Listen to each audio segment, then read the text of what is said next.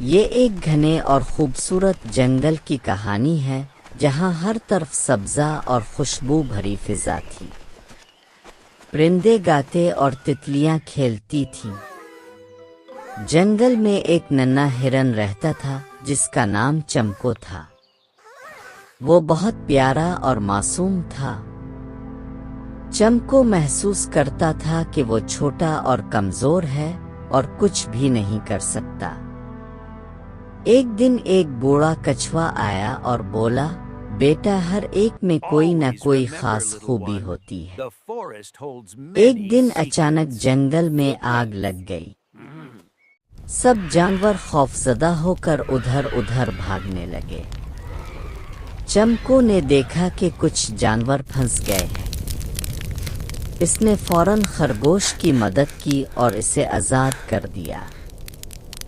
پھر اس نے چڑیا کے بچے کو اپنی پیٹھ پر بٹھایا اور محفوظ جگہ کی طرف دوڑا۔